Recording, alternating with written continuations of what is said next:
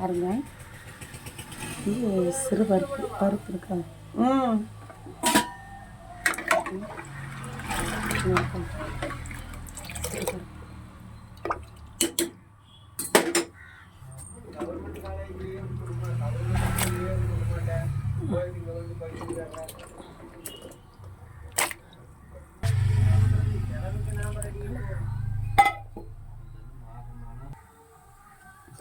அதோடைய பெரிய வெங்காயம் போட்டு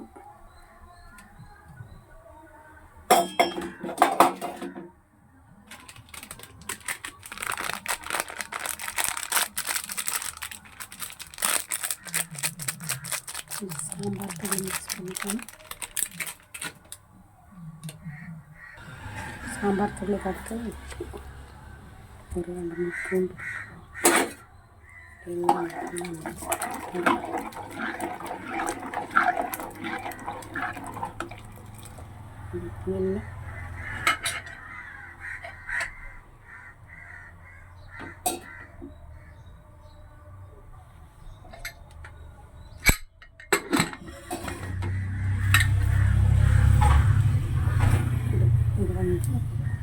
முன்னாடி சாம்பார் வேகுது.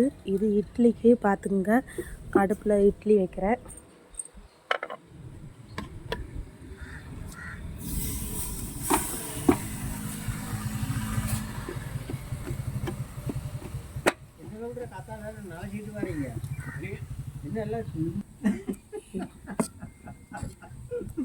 இட்லி மாவு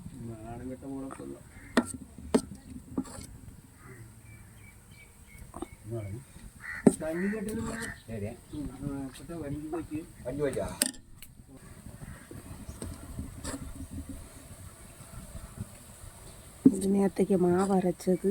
இன்றைக்கி பார்த்தீங்களா இட்லி நைட்டு ஊற்றலாம். பார்த்துக்குங்க.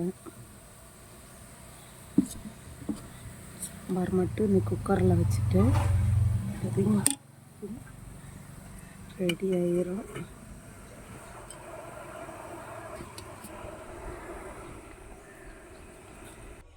பார்த்துக்குங்க. சாம்பார்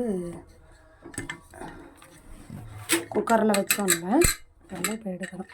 சாம்பார் பாருங்கள் எப்படி ஆயிடுச்சுன்னு. சூப்பரான சாம்பார். இனி நம்ம தாளித்து இது கூட ஊற்றினா போதுங்க. டிஃபன் சாம்பார் அவ்வளோ மணமாக சூப்பராக இருக்குது பாருங்கள். சரிங்களா? அப்புறம் இட்லி அடுப்பில் வேகுது. சரிங்களா? முடிஞ்சால் லைக் பண்ணுங்கள், சப்ஸ்கிரைப் பண்ணுங்கள், பெல் பட்டனை கிளிக் பண்ணுங்கள். இதுக்கு இனி வெங்காயம் வரமிளகாய் போட்டு தாளித்து ஊற்றினா sambar ready. Tiffin sambar ready. ஓகேவா? அப்புறம் பார்த்தீங்கன்னா அந்த சாம்பாரை எடுத்து உங்களுக்கு தண்ணி வேணும்னா கொஞ்சம் ஆட் பண்ணி நல்லா கொதிக்க விட்டுருங்க. சரிங்களா? இதில் நான் அப்போவே உங்களுக்கு வெங்காயம் வரமிளகாய் இது போடலை பார்த்துருங்க. பச்சை மிளகாய் போடுறது மறந்துட்டேன். அதனால் இந்த பச்சை மிளகாய் இதில் ஆட் பண்ணி நல்லா வறுத்து விட்டுட்டு இனி நம்ம இதில் சாம்பாரில் மிக்ஸ் பண்ணால் சுவையான சாம்பார் ரெடி ஆயிடுச்சுங்க. வாங்க சாப்பிடலாம். சரியா? இட்லி சாம்பார். அப்புறம் எல்லோரும் கண்டிப்பாக நீங்கள் சப்ஸ்கிரைப் பண்ணுங்கள், லைக் பண்ணுங்கள், கமெண்ட் மட்டும் பண்ணாதுங்க. பெல் பட்டனை கிளிக் பண்ணுங்கள். ஓகேவா?